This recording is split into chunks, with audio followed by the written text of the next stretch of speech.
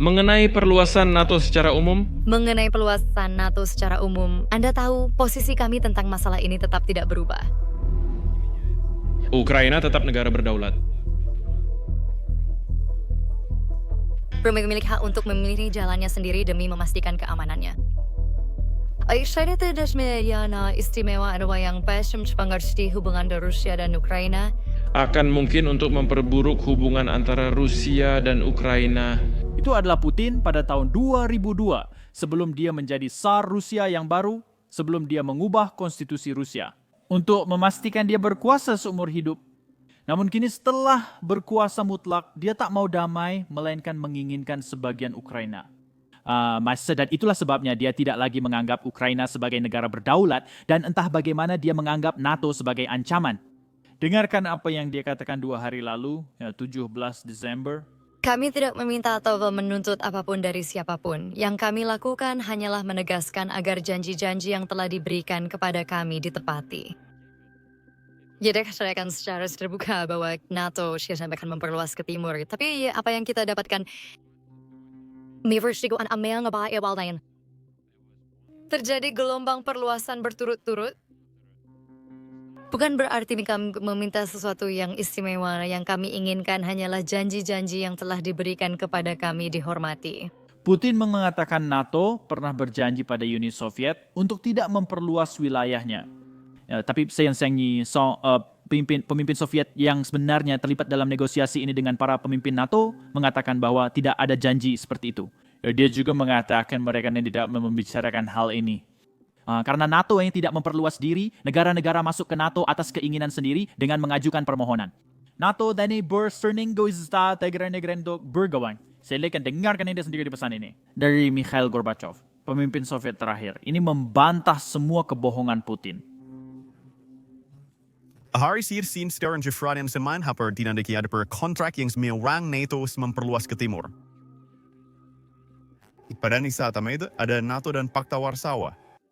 Tapi bagaimana kita harus menetapkannya? Pertanyaan itu tidak muncul pada saat itu. Pada saat itu dia tidak mempertanyakan. Itu berarti, apakah vers bahwa Barat menipu Anda terkait dengan perluasan NATO ke timur? Mitos itu benar. Ya memang begitu. Ya, itu sebenarnya hanya mitos saja. Pers yang terhormat ikut campur dalam permainan ini. Sampai hari ini, ada teori-teori palsu bahwa Moskwa pernah membuat janji selama proses reunifikasi Jerman. Sebelum dan pada saat penandatanganan perjanjian 2+4 bahwa aliansi pertahanan Barat tidak akan memperluas ke arah timur, kami menegaskan bahwa Jerman tidak termasuk dalam aliansi pertahanan, jadi tempat yang netral. Tapi itu berakhir dengan kami. Badin Vertewaneda punca Amerika Soviet di Camp David. Kami memberikan persetujuan kami untuk Jerman yang bersatu dalam NATO. Di satu sisi adalah kedaulatan negara yang penuh. Lalu juga sudah jelas bahwa mereka sendiri yang memutuskan aliansi mana yang akan mereka ikuti, Moskwa. Kami juga memiliki Menteri Pertahanan Soviet, Marsek Alyasov, yang ditanya apakah perluasan NATO ke timur tahun 1990 menjadi topik di Kremlin. Gorbachev pernah membahas dengan saya tentang jaminan dari Barat. Saya tidak tahu apakah dia punya kesepakatan dengan Amerika Serikat. Pertanyaan bukan netizen, tapi saya rasa tidak pernah ada percakapan seperti itu. Saya tahu Tidak ada percakapan sama sekali. satu pun. Tapi ada 2 pejabat tinggi Soviet yang berbeda, yang keduanya mengatakan hal yang sama. Tidak ada negosiasi samita itu tapi Putin terus mengulangi kebohongan ini berulang kali, dan bukan hanya Putin saja. Lavrov melakukan hal yang sama, Peskov melakukan hal yang sama, dan setiap pendukung Rusia yang mendukung invasi Rusia mengatakan hal yang sama. Namun pada kenyataannya klaim itu tidak didukung oleh fakta apapun. Dan di atas semua itu, ini bukan satu-satunya kebohongan yang digunakan Rusia. Rusia memiliki daftar kebohongan untuk membenarkan invasi dan pembunuhan warga sipil serta anak-anak Ukraina. Itulah mengapa saya meminta Profesor Branislav Slanches yang sudah lama mempelajari Rusia membongkar semua kebohongan yang didorong Putin. Ini salah satu percakapan terpenting yang pernah saya lakukan, dan saya yakin kalian akan menikmatinya serta belajar darinya. Tapi sebelum belum pendias tutup saya hanya punya satu permintaan sederhana. Tolong pastikan untuk membagikan video ini. Pastikan tekan tombol subscribe di bawah agar YouTube menampilkan video ini ke lebih banyak orang. Dan saya pun terus mendapat channel si banyak orang perlu mau dan set nyons. Karena orang-orang terus saja tertipu oleh kebohongan Rusia, padahal sangat mudah untuk dibantah. Kesombongan Rusia tak didukung fakta. Begitulah sport pengkawannya. Selamat datang kembali. Lalu hari ini kita bersama atau Profesor Branislav Stranches dan beliau adalah Profesor Ilmu Politik di Universitas California San Diego. Saya senang bisa berbicara dengan Anda. Selamat datang di kanal ini. Ya, terima kasih sudah mengundang saya. Dan kita bisa langsung mulai saja. Begini cara saya menemukan Anda sebenarnya. Tulisan Anda sangat bagus dan jelas menunjukkan pemikiran Anda. Saya juga tidak tahu apakah Anda sudah melihat ini. Sergei Lavrov, nama Menteri Luar Negeri Rusia, Pak Yurno menulis di Twitter bahwa Rusia selalu menggunakan alasan perkembangan NATO. Jadi mungkin Anda bisa memberikan gambaran tentang bagaimana Anda menanggapi argumen yang telah dibuat Rusia selama ini. NATO berkembang, sehingga Rusia merasa perlu menginvasi negara lain tanpa alasan jelas. Ya, jadi argumennya, seperti banyak hal yang dikatakan oleh orang Rusia, selalu ada beberapa fakta dasar, yang mereka jadikan dasar pernyataan mereka agar terdengar masuk akal, lalu mereka mengembangkan dari situ untuk mencapai kesimpulan yang ingin mereka sampaikan. Benar kan? Dan di sini, fakta dasarnya adalah Rusia tidak suka NATO mendapatkan anggota baru, terutama yang dekat dengan perbatasannya.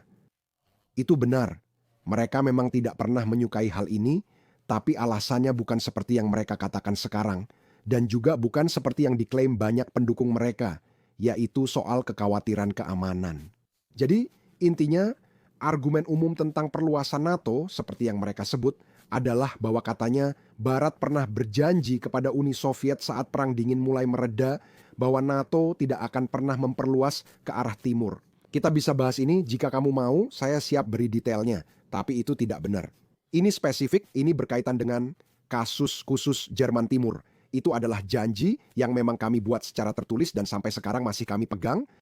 Itu tidak melibatkan apapun atau prasangka terkait penerimaan anggota baru dari Eropa Timur.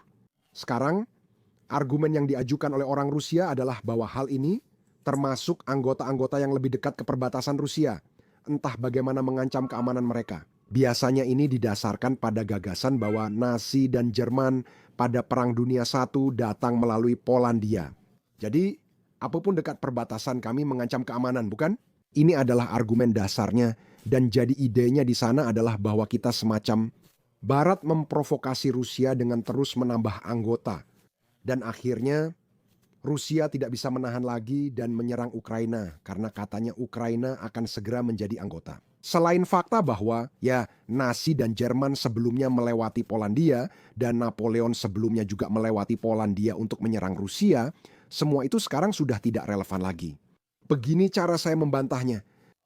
Pertama-tama, terkait dengan ancamannya, masalah yang dihadapi orang Rusia adalah mereka sebenarnya tidak bisa menawarkan banyak hal kepada tetangga mereka, selain energi murah dan akses ke bahan mentah.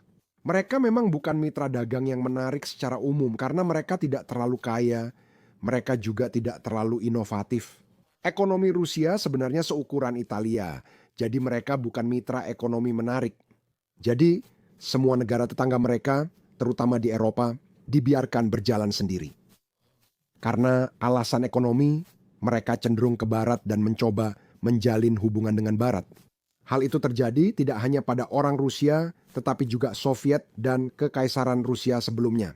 Jadi masalah sekarang bagi orang Rusia adalah mereka akan kehilangan pengaruh di tempat-tempat ini, mereka akan kehilangan pengaruh ekonomi dan pengaruh politik mereka.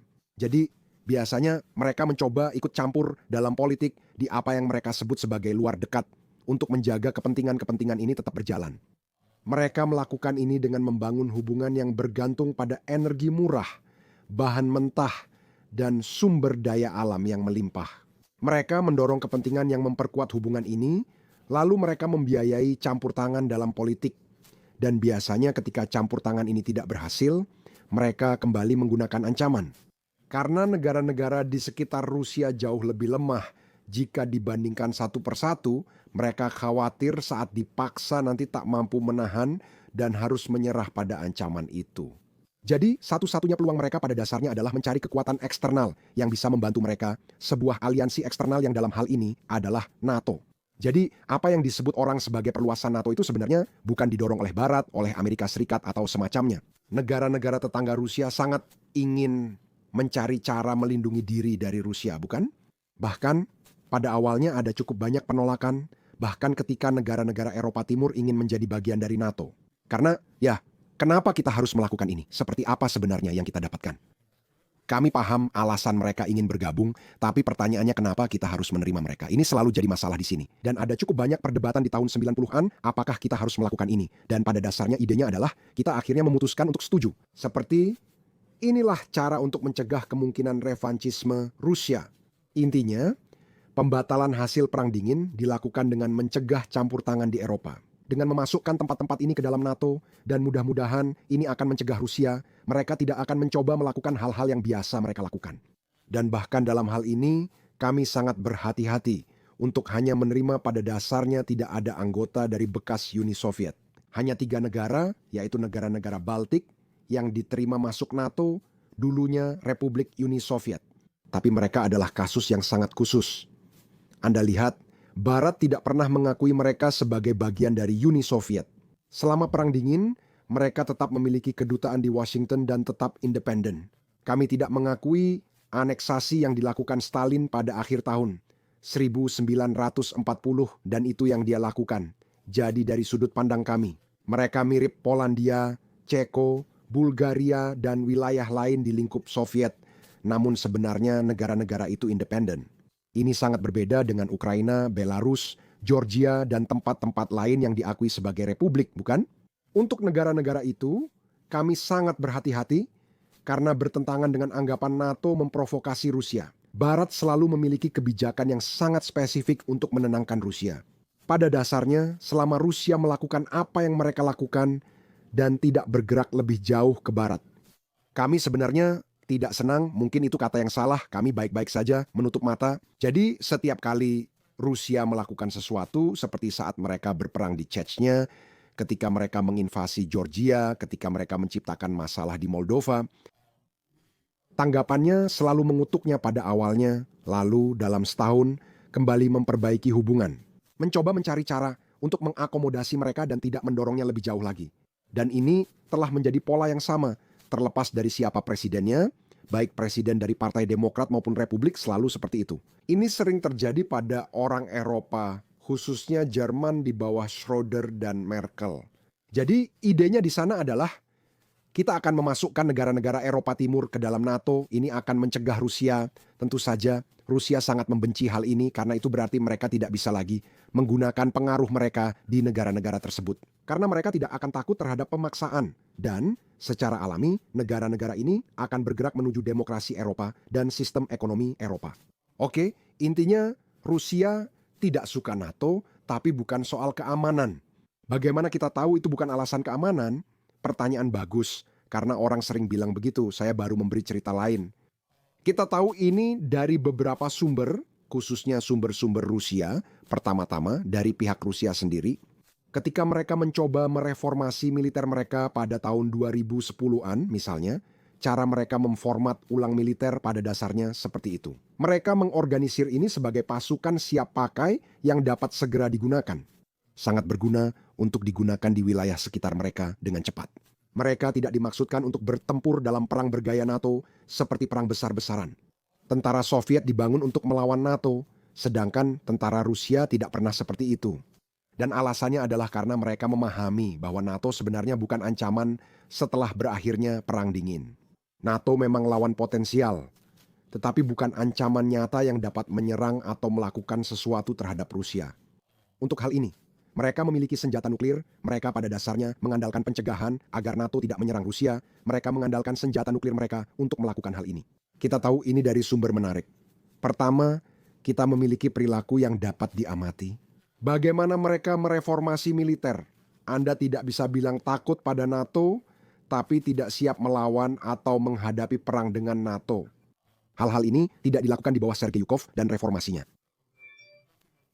Kekuatan yang mereka bangun tidak ada hubungannya dengan kekuatan yang dimiliki Uni Soviet. Tapi lebih langsung lagi, sebenarnya kita punya pernyataan yang sangat menarik. Ada majelis seluruh Rusia, majelis perwira militer pensiunan. Itu adalah organisasi besar dan ketuanya adalah Jenderal Ivashov. Orang ini, omong-omong, adalah imperialis Rusia Raya yang ingin Ukraina jadi bagian Rusia, benar? Dia bukan tipe liberal berhati lembut, jadi dialah ketuanya. Dan pada malam sebelum invasi tahun 2022, organisasi tersebut menerbitkan surat terbuka di situs resmi organisasi. Surat terbuka yang menentang dimulainya invasi. Pada dasarnya, hanya beberapa minggu sebelum invasi dimulai. Surat ini ditujukan kepada semua orang, dan dalam surat ini mereka mengkritik. Mereka mengkritik motif yang dianggap sebagai alasan perang tersebut, yang menurut mereka, dan sekali lagi, ini adalah para perwira militer yang sudah pensiun atas nama mereka sendiri, mewakili organisasi tersebut. Sekarang, saya sempat menyimpannya dan menerjemahkan semuanya ke bahasa Inggris, tapi sekarang sudah hilang. Sekarang kamu perlu pakai Wayback Machine untuk menemukan surat itu karena sudah dihapus dari situs web. Siapa mereka? Apakah mereka melakukannya di Rusia? Mereka masih di Rusia. Orang itu masih hidup. Ya, kamu bisa menemukan wawancara dengannya di YouTube dan dia akan menjelaskan semua tentang mimpi kekaisaran dan bagaimana kamu tahu. Tapi intinya itu memang yang dia katakan. Dia bilang NATO itu cuman pengalihan isu. NATO bukan ancaman.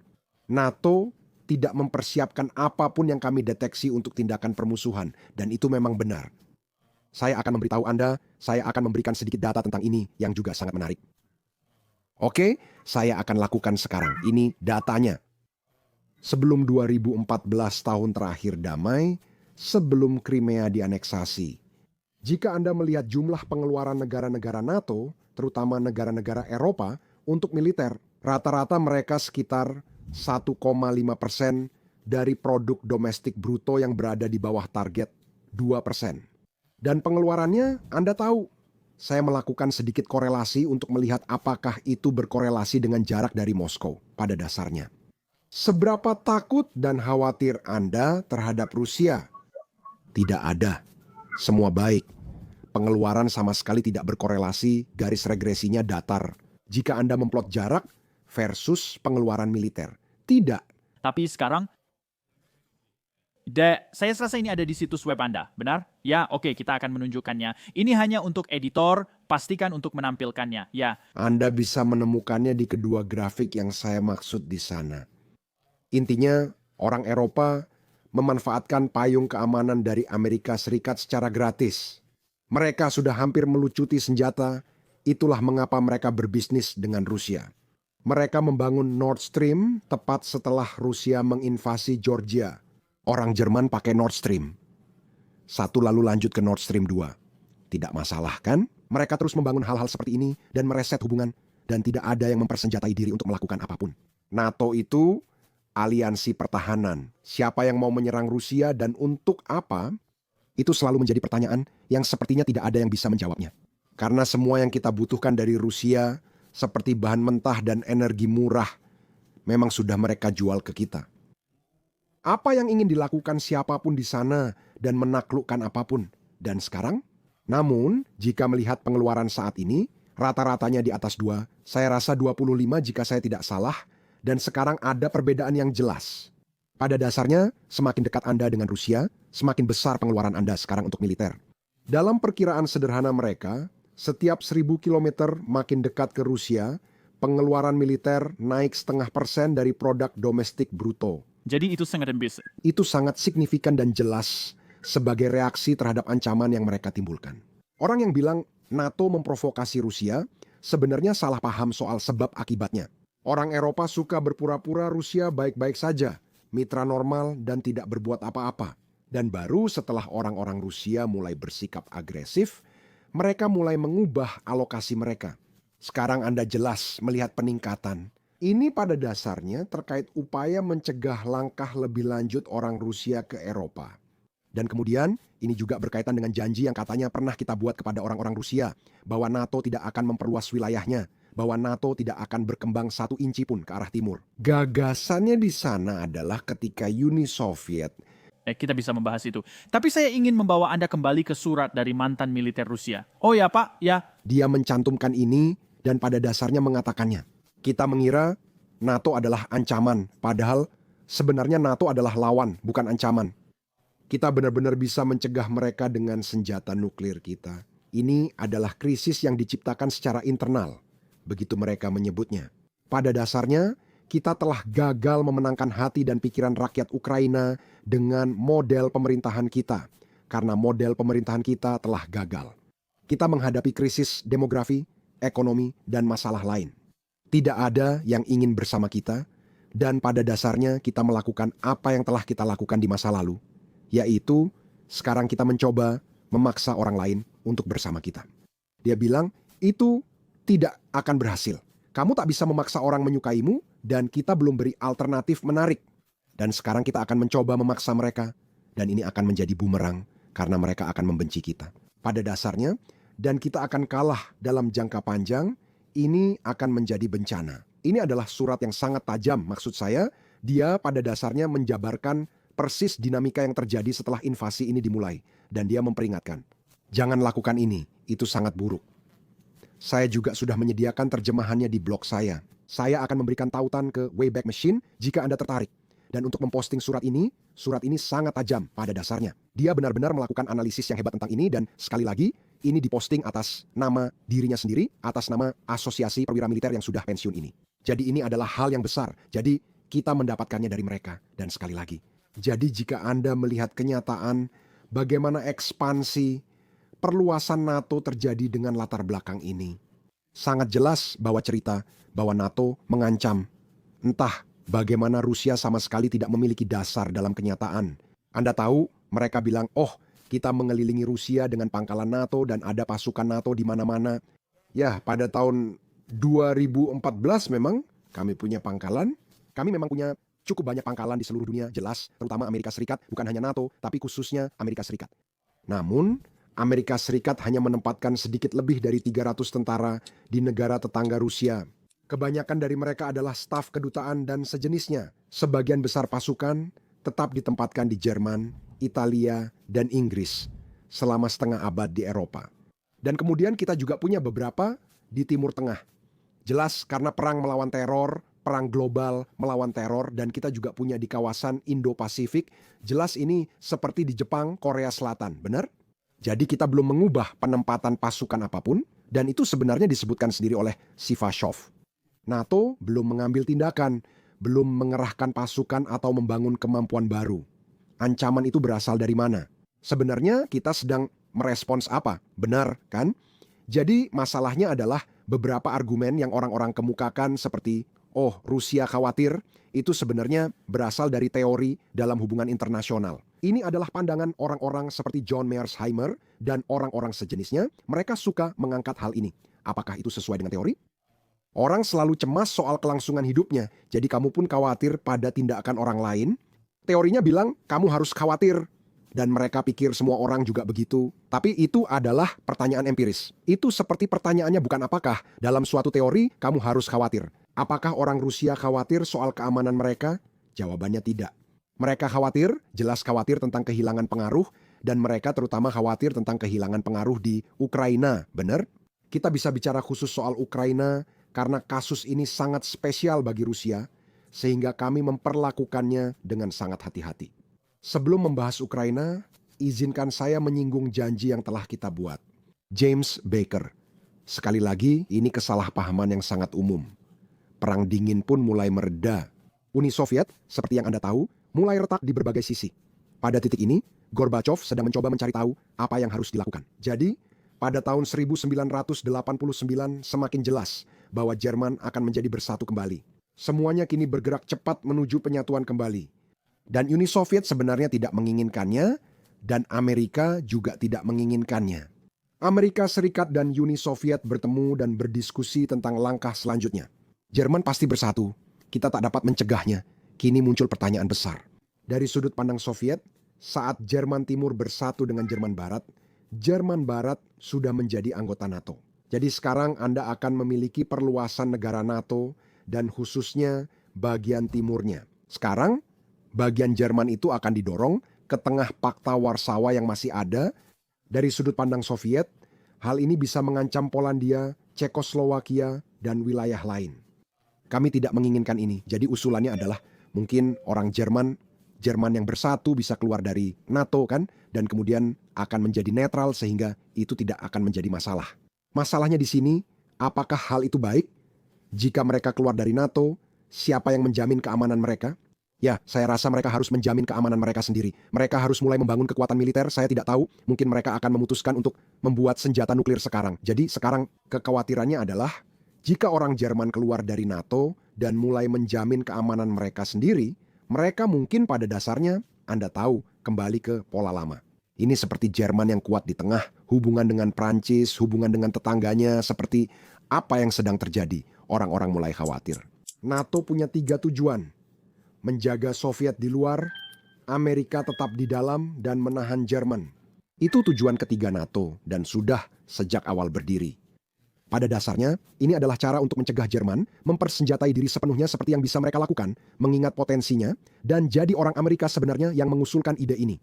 Bagaimana jika kita biarkan Jerman tetap bersatu di NATO, jadi mereka tak punya alasan? Kita akan menyediakan keamanan pada dasarnya seperti sebelumnya, mereka tidak akan punya alasan untuk mempersenjatai diri lagi, atau hal semacam itu. Namun, demi meredakan kekhawatiran keamanan Pakta Warsawa dan Soviet, kami berjanji tidak akan menempatkan pasukan NATO atau instalasi nuklir di Jerman Timur. Tidak ada seperti itu.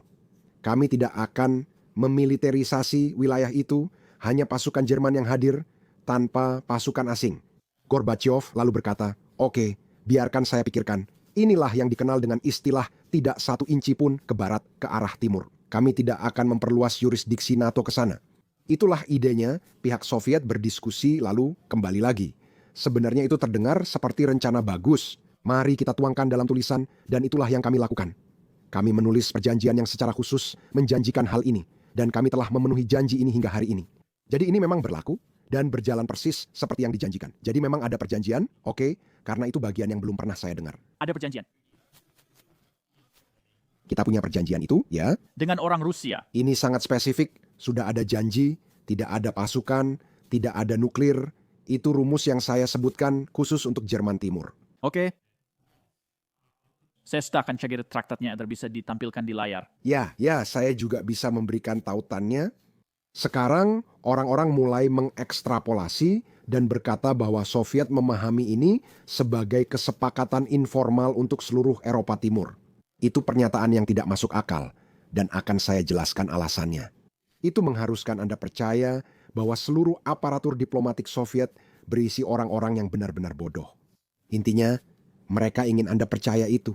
Kesepakatan sepenting itu, yaitu tidak menerima anggota baru di Eropa Timur, seolah-olah hanya menjadi ucapan sambil lalu. Hanya berjabat tangan, kedipan mata. Kami menuliskannya di atas serbet, semacam itu, bukannya mengkodifikasikannya secara spesifik, menuliskannya agar semua orang bisa melihatnya. Perhatikan baik-baik, ada 3 argumen tentang ini.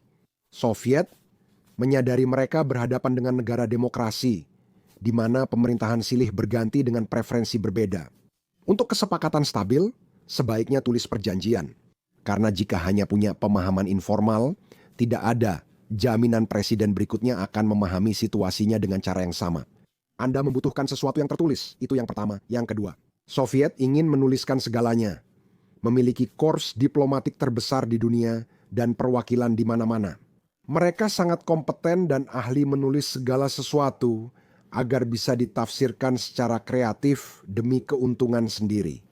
Mereka sangat ahli dalam hal ini, berpikir bahwa orang-orang ini beroperasi seperti amatir dan bahwa Anda tidak tahu apa yang sedang terjadi adalah hal yang tidak masuk akal.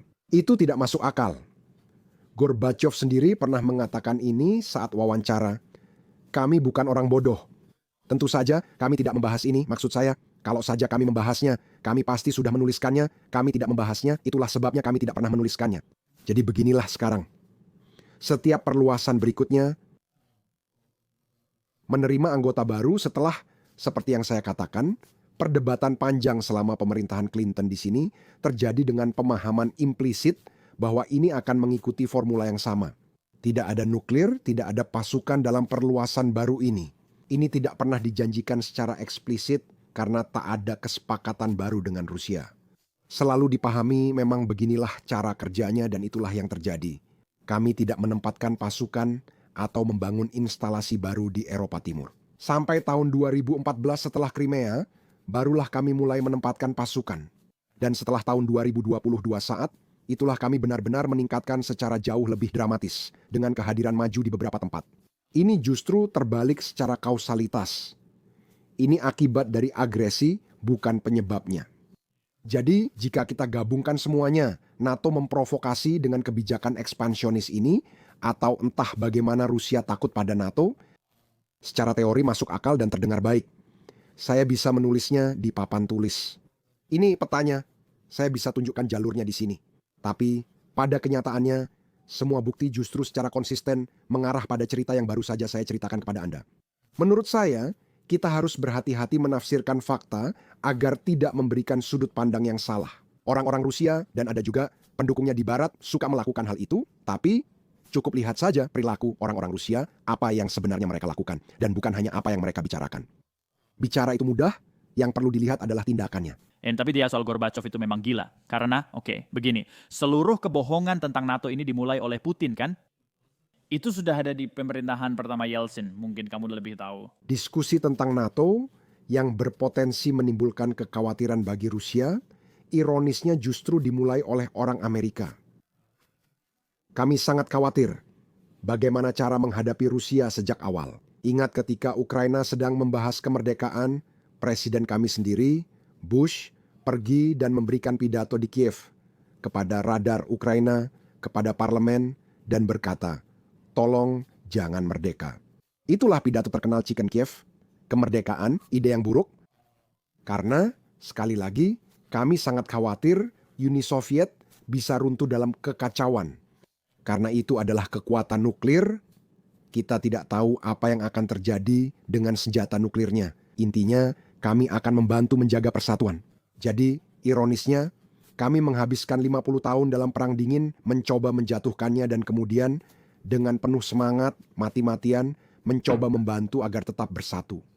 Tapi tentu saja kami tidak punya pengaruh apa-apa dalam hal ini. Dalam arti bahwa orang Ukraina menginginkan kemerdekaan mereka, begitu juga dengan orang Belarus dan begitu juga dengan orang Rusia. Sebenarnya. Jadi mereka membubarkannya dan begitu, tapi kami memang mencoba menghentikan ini kan. Jadi kebijakan kami pada dasarnya adalah melangkah dengan sangat hati-hati. Apa yang akan dipikirkan orang Rusia, apa yang akan dilakukan orang Rusia. Itu tidak seperti cerita yang digambarkan, seolah kami langsung mencari keuntungan. Itu tidak benar. Ya, sekali like. Karena kami sangat khawatir tentang apa yang akan terjadi dengan senjata nuklir dan negara-negara ini. Bisakah mereka mandiri? Dan apa dampaknya bagi keamanan wilayah itu? Kami agak senang dengan Uni Soviet yang menjaga segala macam potensi ketegangan etnis atau segala hal lainnya tetap terkendali. Jadi itulah kenyataannya, bukan? Dan hal lain tentang perluas NATO, yaitu setiap kali mereka menyerang, banyak negara yang kemudian bergabung. Seperti 2008, 2014, 2022. Saya pernah berbicara dengan sekolah di Swedia, hingga sama sekali kita sudah ingin bergabung dengan NATO. Sampai tahun 2022 mereka bilang, kita harus bergabung sekali tiada banyak hal buruk bisa terjadi. Ya, itu memang logikanya. Mereka jadi takut. Begitu orang Rusia mulai menunjukkan kekuatannya, negara-negara tetangga jadi sangat khawatir dan pada dasarnya mereka mencari perlindungan. Swedia dan Finlandia tinggalkan netralitas berabad-abad demi bergabung dengan NATO. Kamu tahu, netralitas itu sangat berhasil untuk mereka, kecuali itu tidak berhasil untuk orang-orang Ukraina. Pada tahun 2014 mereka netral dan Rusia mencaplok Crimea. Benar. Mereka baru meninggalkan netralitas setelah itu. Proses serupa terjadi di Georgia yang juga pernah diserang, serta di Asia Tengah dengan dinamika menarik. Karena jelas mereka tidak akan bergabung dengan NATO, tapi mereka harus menjalin hubungan yang lebih erat dengan Tiongkok. Dengan harapan Putin tidak menentang Beijing, dan sejauh ini memang demikian. Saya punya banyak pertanyaan soal peristiwa terkini. Tadi Anda sebut Ukraina, itu masalah rumit ya. Seperti saya masih tahu tentang sejarah Soviet seperti membacanya. Dan Crimea selalu, bahkan setelah pembentukan Ukraina, Crimea adalah sesuatu yang membuat orang Rusia merasa tidak yakin. Benarkah itu? Apa pendapatmu tentang situasinya? Ya, jadi Crimea sendiri memang cukup menarik karena jelas wilayah itu ditaklukkan dari Ottoman, lalu oleh Rusia, Sang Ratu. Sebenarnya dia benar-benar orang asing yang membangun kota itu, tidak ada orang Rusia atau Ukraina di Crimea secara khusus. Tahukah kamu, desa dibangun oleh banyak orang asing selama waktu yang lama. Sekitar pertengahan abad ke-19, banyak orang asing mulai pergi, terutama setelah Perang Crimea. Orang Yahudi juga pergi akibat pogrom, lalu banyak orang Rusia dan Ukraina pindah ke sana. Jadi, yang akhirnya terjadi adalah ketika Uni Soviet dibentuk, Crimea adalah bagian dari Rusia, bukan Ukraina, republik itu. Namun, wilayah itu sangat terbelakang, orang Rusia tidak mengembangkannya. Tempat itu sangat-sangat miskin. Khrushchev sangat terkejut setelah berkunjung dan melihat buruknya keadaan di sana. Pada dasarnya, hanya orang Ukraina yang bisa mengembangkannya karena mereka berada di sebelahnya. Jadi mereka memutuskan untuk pada dasarnya memberikan tanggung jawab kepada Ukraina untuk mengembangkan Crimea. Orang Ukraina sebenarnya tidak senang, tapi karena keputusan Komite Sentral, akhirnya mereka mentransfernya. Orang Ukraina mengembangkan wilayah itu menjadi tanggung jawab Partai Komunis Ukraina, lalu mulai membangunnya. Mereka cukup berhasil, bukan? Saat Uni Soviet runtuh, wilayah ini awalnya bukan bagian Ukraina, lalu menjadi bagian Ukraina merdeka. Wilayah itu dijamin oleh Rusia yang berjanji menghormati perbatasan. Namun, janji itu belum sepenuhnya ditepati. Pada perjanjian Belarusia, yang hanya Anda, Uni Soviet, pada musim semi 1992, mereka sebenarnya sudah membatalkan perjanjian itu sejak awal di Duma, Parlemen Rusia. Musim semi 1992, mereka mengadopsi resolusi yang menyatakan Crimea diserahkan secara ilegal ke Ukraina. Sebenarnya itu milik Rusia, benar? Mereka langsung membahas untuk merebutnya kembali, bahkan dengan kekuatan. Saya punya beberapa clipping menarik dari pers Rusia yang ingin saya bagikan kepada Anda. Salah satunya khususnya menimbulkan kehebohan karena salah satu anggotanya, saya rasa namanya Baburin kalau saya tidak salah. Pemimpin faksi di Duma Rusia berbicara belak-belakan. Duta Besar Ukraina menyatakan Ukraina akan bersatu lagi dengan Rusia atau terjadi perang. Benar-benar mengatakan itu, benar-benar ada surat terbuka dari beberapa politisi lain yang menyerukan kemungkinan penggunaan kekuatan. Karena kenapa orang Ukraina punya militer? Apa yang akan mereka lakukan dengan ini? Apakah mereka akan, kamu tahu, membela diri dari kita? Yah, kita tidak suka itu. Dan pada dasarnya, banyak orang Rusia melihat Ukraina entah bagaimana sebagai bagian dari Rusia. Begitu saja. Ini sudah seperti ini sejak awal, tidak ada yang berubah. Ini sudah ada sebelum Putin. Bahkan, situasinya pernah begitu buruk sampai-sampai Yeltsin harus secara terbuka membantah rumor bahwa dia pernah mempertimbangkan untuk menggunakan senjata nuklir terhadap Ukraina. Yeltsin, teladan demokrasi. Di sana, transisi demokratis dan penolakannya sangat lucu cara dia menyangkalnya. Dia berkata, tidak benar bahwa kami membahas penggunaan senjata nuklir terhadap Ukraina karena militer memberitahu saya bahwa kami tidak bisa menggunakan senjata nuklir dengan cara seperti itu. Dan kamu seperti, yah, itu juga menarik. Mereka tidak membahasnya. Mereka memang membahasnya. Ini agak lucu ya. Jadi ketika skandal ini terjadi dengan ancaman pada dasarnya bahwa akan ada perang kecuali Ukraina tetap bergabung dengan Rusia. Yeltsin tak menyangkalnya dan mereka juga tak memberi pendapat tegas soal itu. Dan sekali lagi, itu karena sebagian besar elit Rusia tetap bersikap revanchis, mereka tidak menyukai hasil dari perang dingin. Itu membuat Rusia kehilangan status adidaya dunia, sebab Rusia bukan Uni Soviet. Bagian ini sering dilupakan orang. Rusia adalah negara dengan senjata nuklir, bukan negara adidaya. Ya, Rusia memang punya senjata nuklir, tapi bukan negara adidaya. Perasaan itu sudah ada sejak dulu. Putin, misalnya, dia tidak tiba-tiba memunculkan hal ini pada tahun 2014, bahkan ketika dia masih menjadi wali kota Saint Petersburg. Kini, dari arsip Jerman, kita memiliki percakapan dia dengan seorang diplomat Jerman di mana dia berbicara. Tidak mungkin menjelaskan kepada rakyat Rusia soal kehilangan Ukraina, terutama Crimea. Tidak ada pemerintahan Rusia yang bisa melakukan ini. Intinya, ini harus diubah. Mereka harus sangat hati-hati dalam mengatakannya dan membahasnya. Karena kita juga tahu dari survei di Rusia bahwa penduduk Rusia saat mereka masih memiliki survei yang bebas bahwa penduduk Rusia sebenarnya tidak ingin mencaplok atau mengambil alih Ukraina. Mayoritas besar, 2/3 orang Rusia mendukung gagasan memiliki dua negara merdeka yang memiliki hubungan sangat dekat satu sama lain. Jumlah itu persis sama dengan milik orang Ukraina.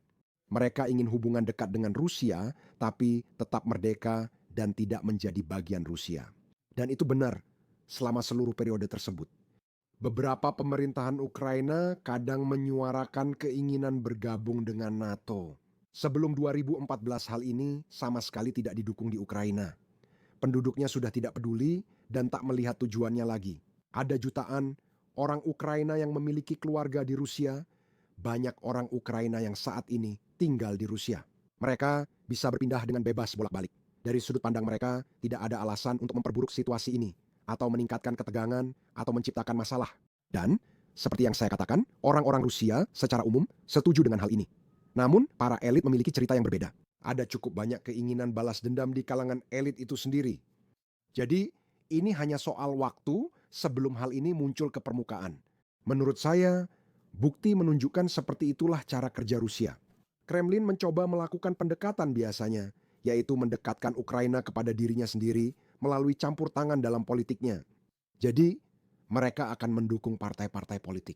Di sana, mereka membangun, Anda tahu, banyak uang mengalir ke Ukraina, ada para oligarki Ukraina, sama buruknya dengan oligarki Rusia, dan lalu apa yang terjadi di elit Ukraina terbagi menjadi dua kelompok. Kira-kira yang mencari nafkah dari energi, industri berat. Dan mereka ini berorientasi ke Rusia, karena di sanalah uangnya, pasarnya ada di sana, sumber penghasilan mereka. Dan kelompok yang lebih progresif, lebih modern, Anda tahu, dan mereka ini lebih berorientasi ke barat. Jadi yang terjadi adalah politik Ukraina mulai berayun seperti bandul, bolak-balik, tergantung siapa yang menang dalam pemilu. Benar? Jadi ada kasus-kasus di mana pemerintahnya sangat pro-barat untuk sementara waktu, lalu situasinya berubah. Pemerintah berikutnya pro-Rusia, dan setiap pemerintah, ketika saya bilang pro-barat dan pro-Rusia, pada dasarnya setiap pemerintah Ukraina. Sepanjang periode ini, mereka mencoba duduk di dua kursi. Mereka berusaha bersikap baik kepada Rusia dan juga baik kepada Eropa agar bisa mendapatkan keuntungan dari keduanya. Masuk akal, kan?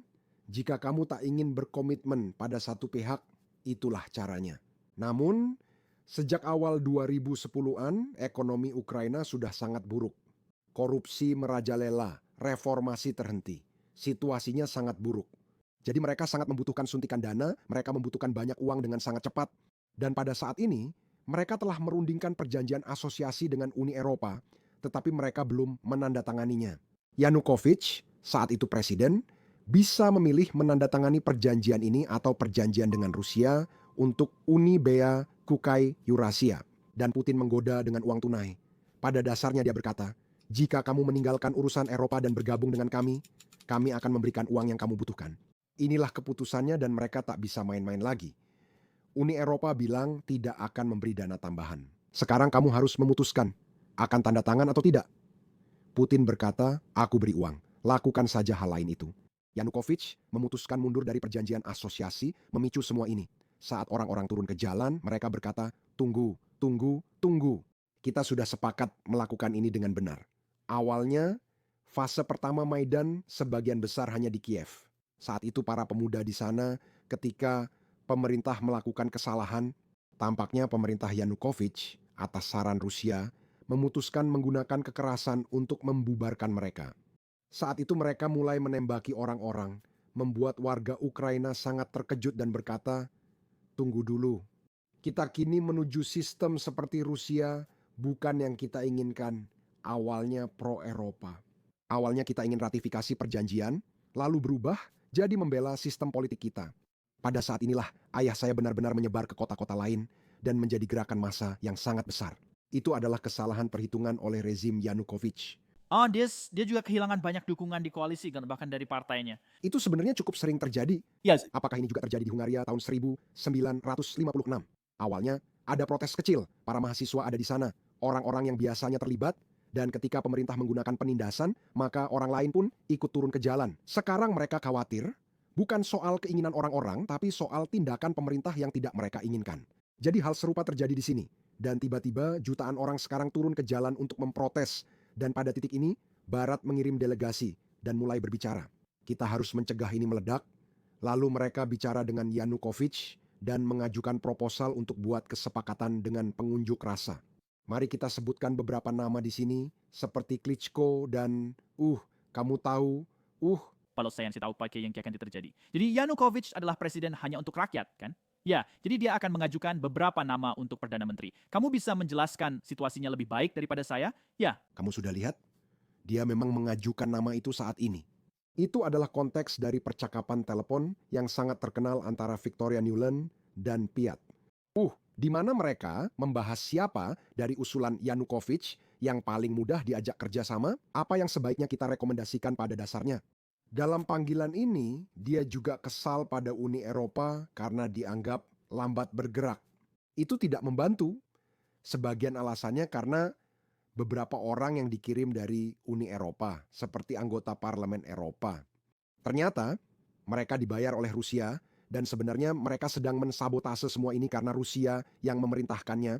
Kovic, jangan buat kesepakatan, tetap tegas, kami mendukungmu.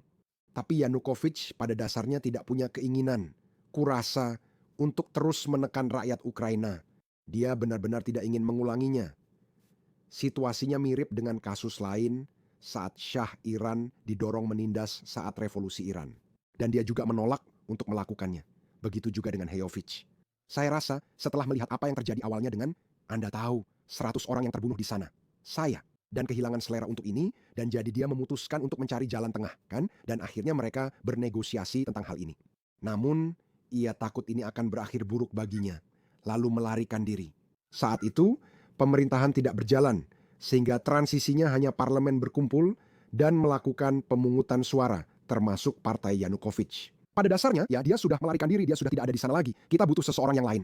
Mereka menentang partainya sendiri demi membentuk pemerintahan, lalu segera menetapkan jadwal pemilihan baru. Mereka dapat mengulang ini dengan benar dan membentuk pemerintahan baru. Saat itulah Rusia mulai menjalankan rencana Crimea mereka. Benar? Mereka telah mempersiapkan ini dengan hati-hati, mungkin bertahun-tahun, dan sudah menempatkan pasukan di sana sebelumnya. Mereka sudah punya pangkalan dan militer di sana. Mereka sudah menyusup dengan cukup kuat, terutama ke dalam struktur kekuasaan lokal. Banyak anggota Angkatan Laut Ukraina membelot ke Rusia saat itu. Di Kiev, pemerintah baru berusaha mengatur pemilihan dan menentukan tindakan selanjutnya. Mereka akan sangat sulit untuk mengatur perlawanan, dan begitu juga para agen Rusia. Mereka merebut parlemen Crimea dengan todongan senjata dan memaksa diadakannya referendum yang kemudian dilakukan. Tentu saja referendumnya tidak bebas, menghasilkan hasil yang tidak masuk akal, bahwa tiba-tiba semua orang ingin bergabung dengan Rusia. Kenapa itu tidak masuk akal? Karena kita punya hasil sebenarnya dari pertanyaan serupa hanya beberapa bulan sebelumnya. Mereka telah melakukan survei di seluruh Ukraina, menanyakan pada warga apakah mereka mendukung menjadi bagian Rusia.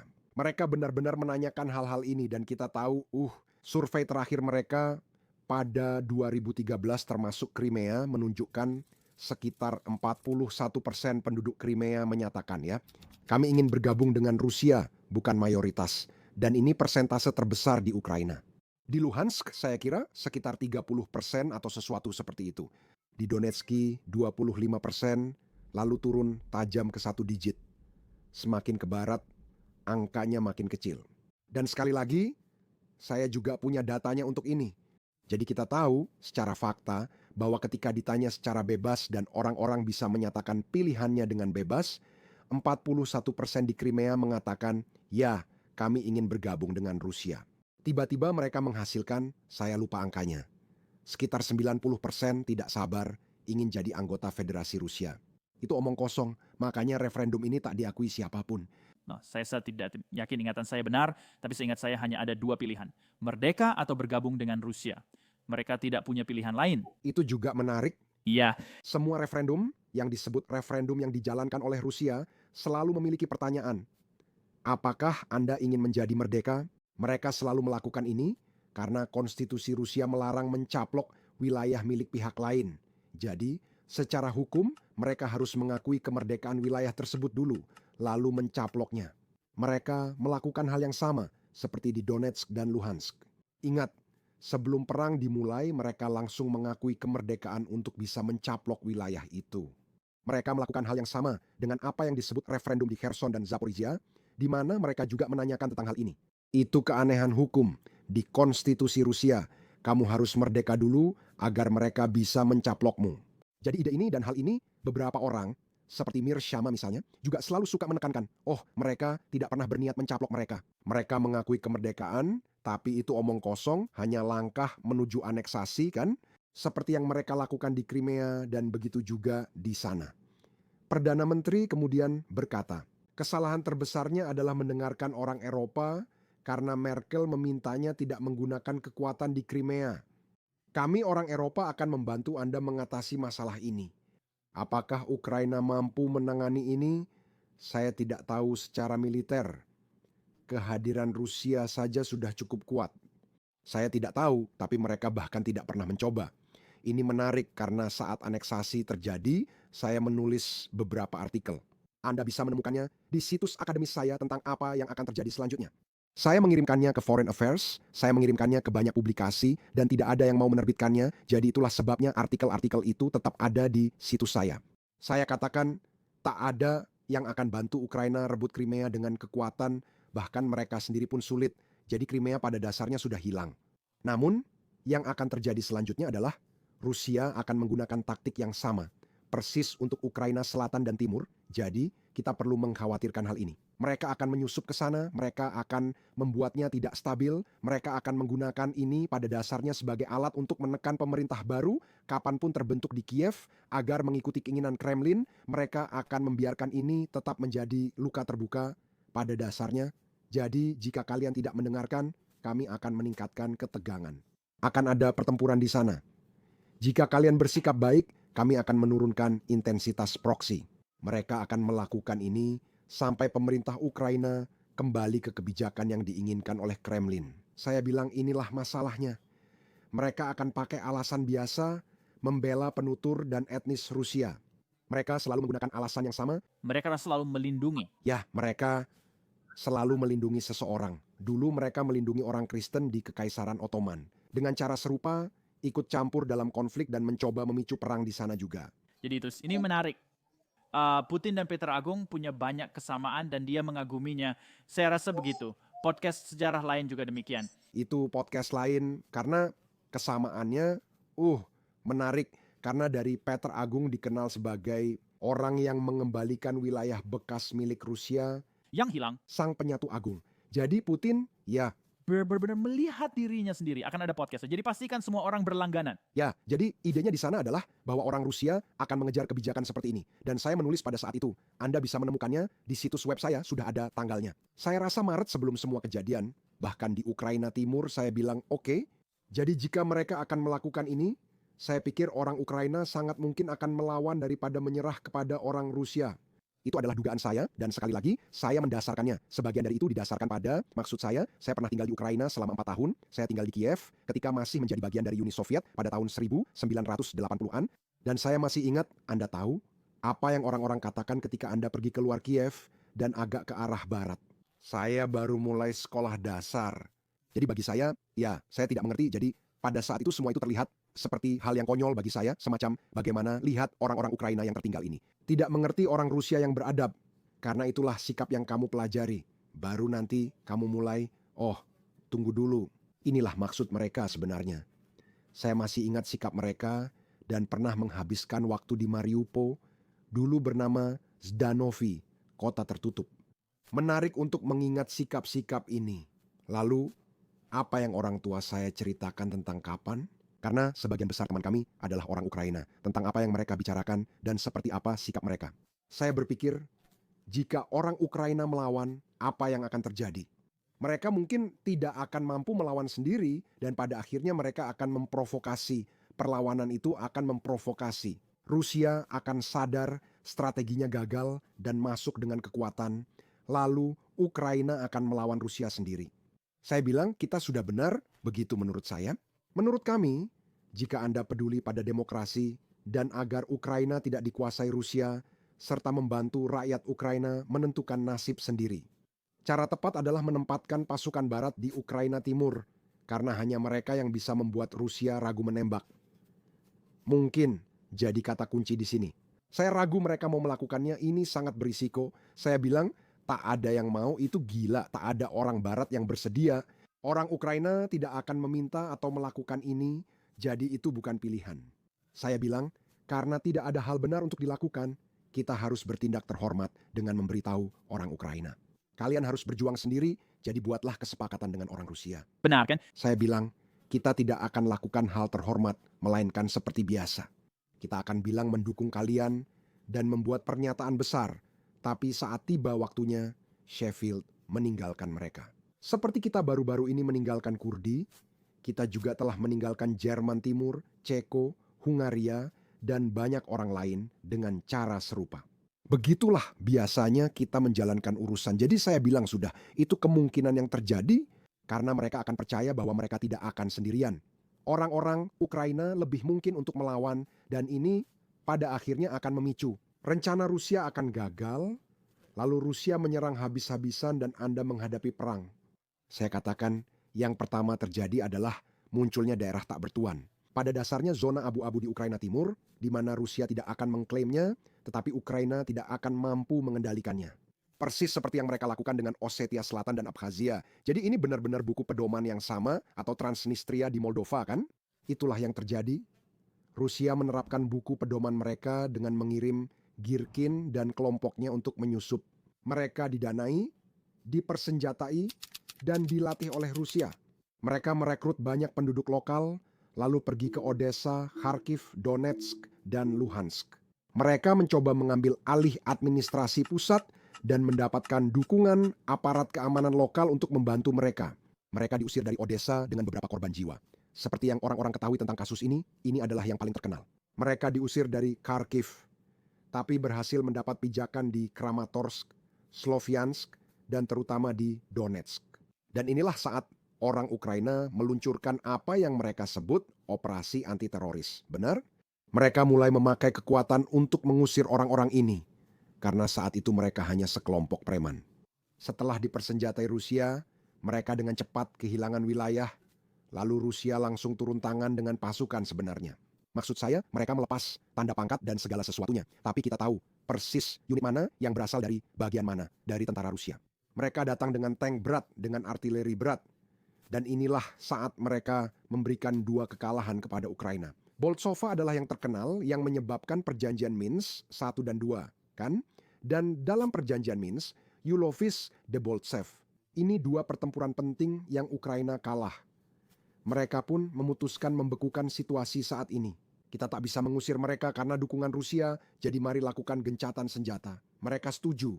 Kesepakatannya adalah harus ada keamanan cukup di wilayah ini agar mereka bisa mengadakan pemilu bebas. Pemilu akan berlangsung sesuai hukum Ukraina, lalu status wilayah ditentukan. Ini akan diawasi oleh OSCE sehingga dapat dipastikan bahwa pemilu tersebut sah secara langsung. Tentu saja yang disebut separatis, yang sebenarnya bukan separatis, mereka ini adalah orang Rusia. Ini menarik. Saya baca Rusia dianggap pihak ketiga dalam Minsk 1 dan 2. Bukan sepertinya, kami mendukung satu pihak nih, kami berjuang untuk satu pihak. Orang-orang lupa akan hal itu ya. Ya, mereka lupa dan kini enggan mengingat bahwa saat Rusia menyerang, mereka tiba-tiba berubah. Dan memang kami melakukan ini.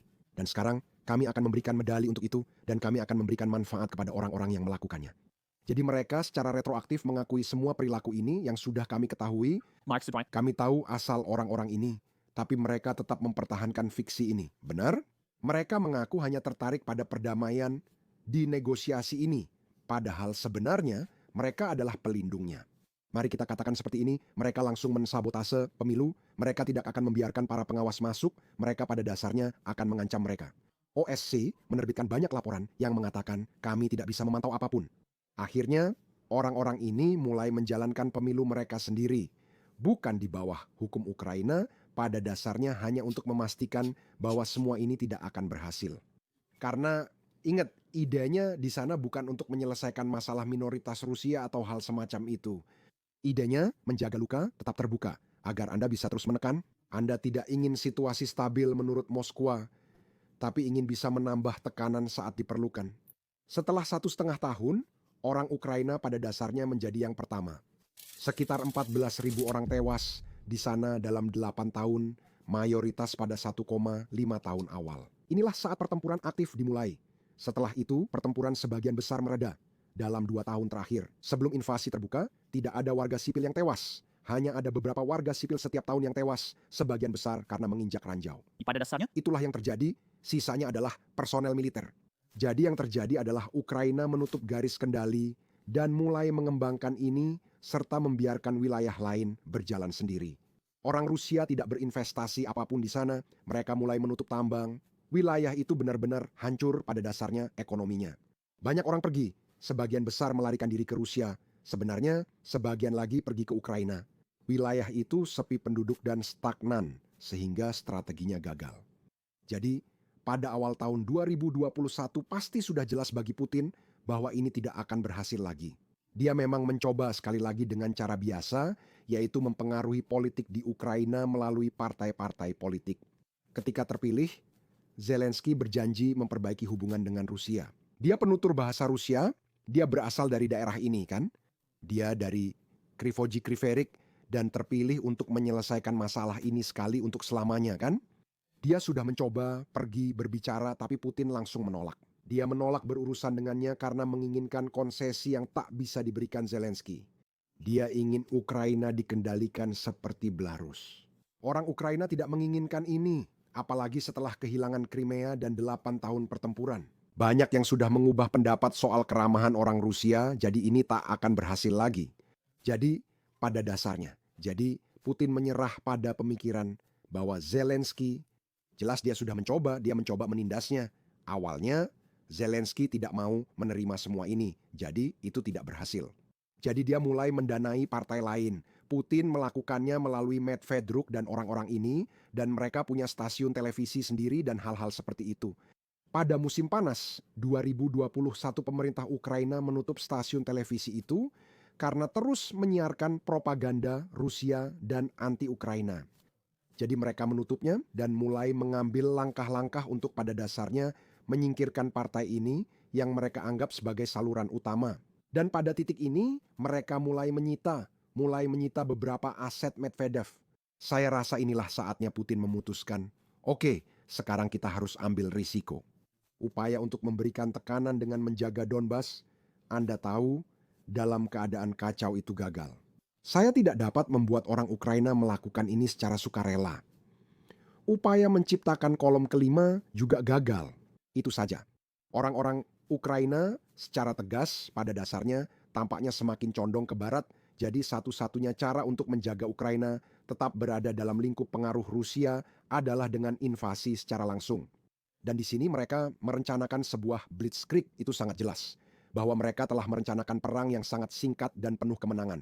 Alasannya adalah karena bertentangan dengan apa yang dikatakan sejarah revisionis. Beberapa orang, seperti Angela Merkel, mengaku sengaja membuat Minsk sebagai penundaan agar Ukraina bisa bersiap menghadapi Rusia. Setelah Crimea, kami hanya mengirim selimut dan beberapa rudal Stinger kepada mereka. Pemerintahan Trump sebelumnya memang memberi mereka beberapa Javelin. Stinger. Ya, Javelin. Kami pikir jika Rusia bertindak, itu akan jadi perang gerilya karena tak ada yang bisa menahan serangan Rusia, kan? Mereka punya slogan terkenal, Kiev dalam 3 hari. Itu sebenarnya adalah penilaian militer barat dan jadi Rusia memperkirakan mereka akan sampai di Kiev mungkin bukan dalam 3 hari, mungkin dalam seminggu. Saya rasa mereka ingin seperti Crimea 2014. Masuk cepat, kuasai gedung pemerintah, langsung selesai. Ada 2 bagian. Pertama, mereka ingin menganeksasi wilayah Ukraina Timur dan Selatan.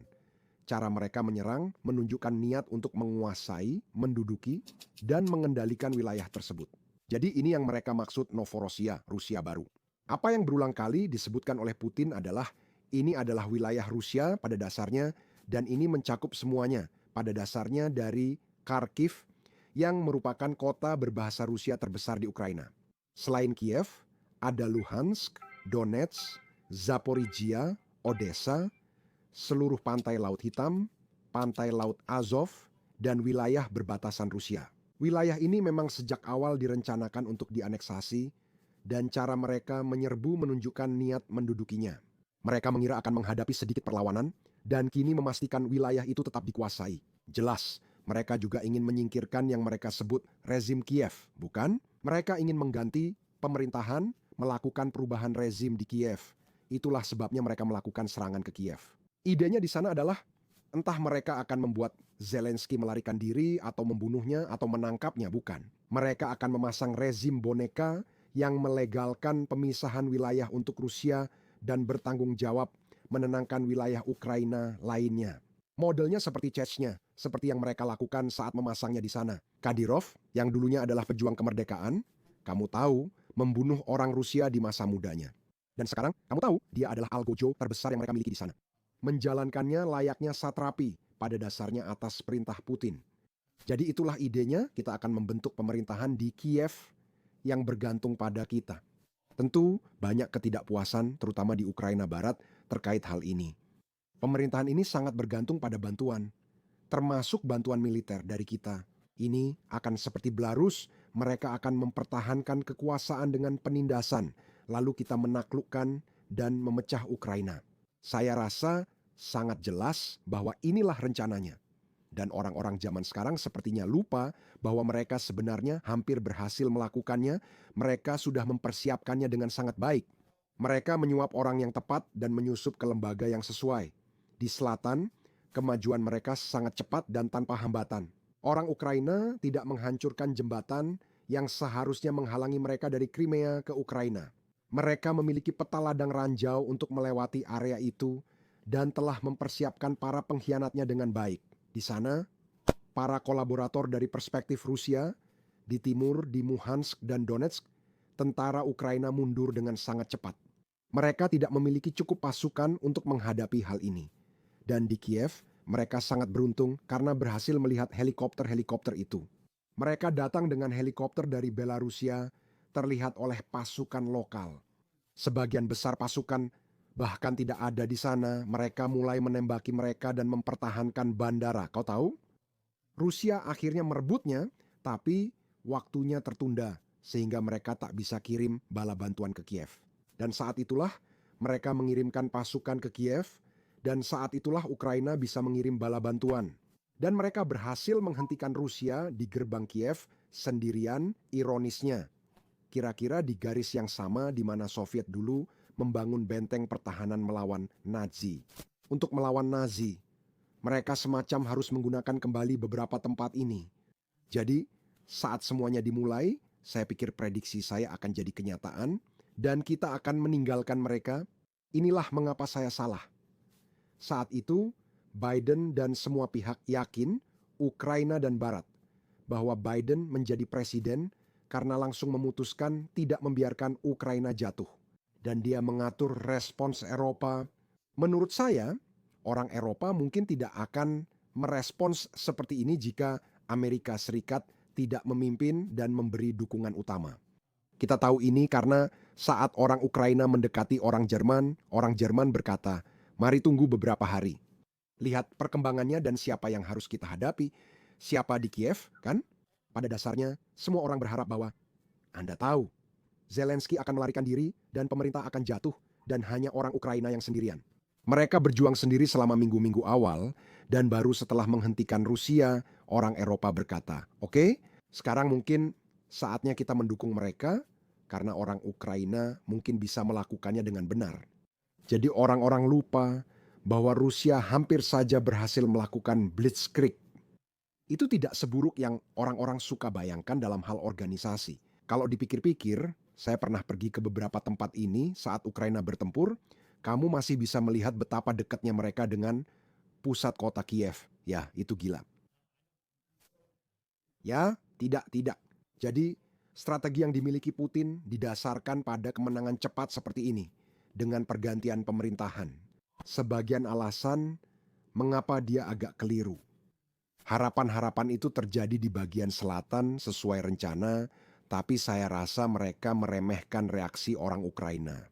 Menariknya, FSBA kita tahu mereka telah melakukan survei di Ukraina sebelum ini, karena tentu saja mereka melakukannya mencoba mencari tahu. Mereka bertanya ke orang Ukraina bagaimana Anda akan merespons jika Rusia menyerbu untuk membebaskan Ukraina. Apakah Anda akan melihat mereka sebagai penjajah, pembebas, atau netral? Bukan mayoritas warga Ukraina yang menyatakan akan memperlakukan mereka sebagai penjajah. Bahkan waktu itu orang Rusia bilang mereka juga tak akan menganggap mereka sebagai pembebas. Jadi kalau kamu melihat ini, kamu akan berpikir, oke, tidak mungkin kamu berharap mereka akan menyambutmu dengan bunga. Survei kamu sendiri yang memberitahumu hal ini, tapi survei itu punya pertanyaan lain, dan pertanyaan itu adalah, apakah kamu akan mengangkat senjata untuk membela Ukraina melawan Rusia? Para penjajah. Dan banyak orang yang menjawab tidak. Dan menurutku inilah yang sebenarnya diandalkan oleh Rusia. Maksudnya, mereka mungkin tak menyambut kita, tapi juga tak melawan kita. Dan sebenarnya, kebetulan, survei yang sangat mirip juga dilakukan saat ini di Eropa, dan mayoritas besar orang Eropa mengatakan mereka tidak akan membela negaranya. Saya selalu bilang ke orang, hentikan survei bodoh seperti ini. Kamu hanya menjawab pertanyaan hipotetis di rumah. Ini berbeda dengan seseorang yang masuk negara dan mencoba mengambil alih rumah serta membunuh anak-anakmu. Kamu akan berpikir sangat berbeda jika ini benar-benar terjadi. Ini adalah pertanyaan hipotetis yang sangat bodoh untuk ditanyakan kepada orang-orang. Tapi, ya sudah, itu yang mereka tanyakan dan banyak orang Ukraina yang menjawab tidak. Tapi, kamu tahu, di hari-hari pertama yang penuh keputusasaan itu, ketika pemerintah pada dasarnya membuka gudang dan berkata, siapapun yang ingin memiliki senjata, kami akan memberikannya senjata. Datang dan bela Kiev, kamu tahu, bela tanah airmu. Saya melihat video dari berbagai tempat, berbagai desa dan kota di Ukraina, di mana orang-orang muncul di alun-alun utama. Contohnya, saat diberi senjata, mereka justru mengarahkannya ke Rusia, bukan ke Kiev, untuk menggulingkan pemerintah mereka. Dan inilah saat saya menulis. Hal lain yang saya tulis di awal bulan Maret adalah ketika Rusia sedang bergerak menuju Kiev, saya berkata, saya pikir Kiev tidak akan jatuh. Alasan saya berpikir bahwa Ukraina pada akhirnya akan menang adalah karena ketika rakyat mendapatkan senjata, mereka pergi untuk melawan Rusia, bukan melawan pemerintah, dan akibatnya Anda tidak bisa mengalahkan seluruh rakyat. Itu tidak akan berhasil. Saya bilang, kita akan menghadapi perang panjang karena meski Rusia mungkin dihentikan, ini tidak akan selesai dengan mudah. Dan saya bilang, kita akan memasuki skenario Perang Dingin 2, di mana Eropa sekarang harus memisahkan diri dari Rusia. Mereka harus hentikan energi dari Rusia, mulai beralih ke tanaman pangan, dan membatasi perjalanan. Pada dasarnya, tirai besi baru akan turun. Belum jelas di mana di Eropa tirai itu akan turun. Sebagai orang Bulgaria sendiri, saya berharap Bulgaria kali ini akan berada di sisi barat tirai itu. Saya bilang, ini pasti datang dan tak bisa dihindari, jadi kita harus bersiap. Perang ini akan menentukan. Sebenarnya, abad ini. Karena bagaimana kita mengatur dan merespons hal ini akan menentukan bagaimana kita menghadapi ancaman-ancaman lainnya. Dari sudut pandang Amerika Serikat, Tiongkok misalnya, dan sejauh ini tampaknya memang begitu sejak saat itu. Jadi yang pertama mudah tentu saja tentang panggilan tahun 2014 itu, karena Rusia sering menggunakan panggilan itu dan banyak akun pro-Rusia juga menggunakan panggilan tersebut. Ya, mereka bilang Barat Iran sudah merencanakan pesan pengganti presiden, padahal itu tidak dibahas dalam panggilan tersebut. Presiden juga terlibat dalam diskusi soal calon Perdana Menteri. Bisakah Anda menjelaskannya lebih jelas dari saya? Memang sudah tidak perlu penjelasan lagi. Yanukovych sedang berusaha mencari cara untuk keluar dari kekacauan yang telah dia buat. Dan Amerika Serikat, tapi juga para diplomat Eropa Barat, Uni Eropa, mereka sedang berusaha mencari cara untuk menghentikan kekerasan dan memastikan agar situasinya tidak semakin memburuk. Seluruh tujuan utama kebijakan Amerika Serikat di sana adalah untuk menghentikan kekerasan melalui semacam kompromi dan mempertahankan Yanukovych tetap berkuasa. Jadi Yanukovych mengusulkan nama-nama ini, lalu Nuland. Mereka melakukan apa yang biasa dilakukan semua diplomat, yaitu mendiskusikan dari sudut pandang kita siapa yang lebih mudah untuk diajak bekerja sama. Jadi kita akan memberitahu kedua belah pihak seperti siapa yang akan menjadi. Kamu tahu, Untuk kita bisa diterima dalam arti tertentu, tapi sekali lagi ini keputusan mereka bagaimana melakukannya. Kiko maksud keputusan Ukraina saat bilang mereka. Ya, Ini adalah keputusan Ukraina yang terjadi sepanjang waktu. Inilah yang secara harfiah dilakukan oleh para diplomat, yaitu mencoba mencari tahu dengan siapa mereka harus berinteraksi dan bagaimana melakukannya. Kemudian saat mereka mau, pemerintah ingin tahu. Pemerintah-pemerintah seperti ini memang ingin menjaga hubungan baik dengan orang Eropa dan Amerika. Mereka akan mempertimbangkan siapa saja yang memiliki pandangan lebih pro-barat atau bahkan siapa saja yang bisa berbahasa Inggris atau hal-hal seperti ini. Dan jadi ini adalah percakapan yang benar-benar normal. Ini bukan tentang kami mendukung kudeta atau membayar demonstran. Itu hanya omong kosong yang disebarkan orang benar-benar gila. Dan begitulah konteksnya. Masalahnya adalah tentu saja orang Rusia yang menyadap pembicaraan itu dan membocorkannya. Mereka mengambilnya tanpa konteks, lalu langsung memelintirnya. Itulah mengapa banyak orang mulai menganggapnya sebagai bukti bahwa kita sedang menyiapkan penggantinya. Memang benar bahwa pemerintah Amerika pernah mengatur beberapa kudeta dalam sejarahnya. Semua setuju, tapi itu bukan penyebabnya, itu poin utamanya. Saya masih ingin menjelaskan lagi kepada penonton. So, dari protes Ronald Brinchium dan Presiden Ukraina ingin memenuhi beberapa tuntutan. Jadi dia menyebutkan beberapa nama untuk Perdana Menterinya. DK Office menggantinya kan, itu yang terjadi. Dan dia memberikan nama-nama ini kepada kami, dan kami ini mendiskusikannya di dalam panggilan, yang nama mana yang lebih disukai oleh mereka. Itu saja yang terjadi. Mereka tidak memutuskan presiden berikutnya. Ya, tapi itulah cara Rusia membingkainya. Ya, mereka akan pergi dan mengomunikasikan hal ini ke kedua pihak yang tetap akan bertahan. Mereka bahkan tidak perlu mendengarkan orang Amerika itu. Benar, pertanyaan selanjutnya mungkin lebih sulit. Seperti yang Anda katakan, pada 1992 di Rusia sudah dibahas soal invasi ke Ukraina atau mengambil alih Crimea. Mengapa Ukraina menandatangani memorandum Budapest dari sudut pandang Ukraina? Jelaskan sebisanya, meski penjelasannya mungkin panjang. Penjelasannya terlalu panjang, singkat saja untuk penonton. Memorandum Budapest disandarikan tahun 1994, 2 tahun setelah itu. Ya, Jadi, memorandum Budapest juga sering disalahartikan. Biasanya, cara yang digambarkan adalah Ukraina memiliki senjata nuklir dan mereka memutuskan untuk menyerahkannya dengan imbalan jaminan keamanan atas integritas teritorialnya. Itu bukan yang sebenarnya terjadi. Sayangnya, yang terjadi adalah Ukraina sebenarnya tidak memiliki senjata nuklir lagi. Itu adalah istilah yang salah. Yang terjadi adalah saat Uni Soviet mulai runtuh, militer Soviet sangat khawatir senjata nuklir jatuh ke tangan yang salah. Jadi ada dua jenis senjata nuklir, yaitu senjata nuklir taktis dan senjata nuklir strategis. Senjata strategis meliputi nuklir besar, intercontinental ballistic missile, dan senjata di pembom strategis. Untuk yang ini, mereka memiliki kode keamanan, dan kode-kode ini ada di Moskow. Ukraina tidak memiliki akses ke sana. Setelah beberapa waktu, mereka mungkin bisa membobol kode dan mengoperasikannya, tapi sebenarnya mereka tak punya kendali operasional atas senjata itu. Senjata nuklir taktis berbeda, ada ribuan senjata seperti itu di Ukraina.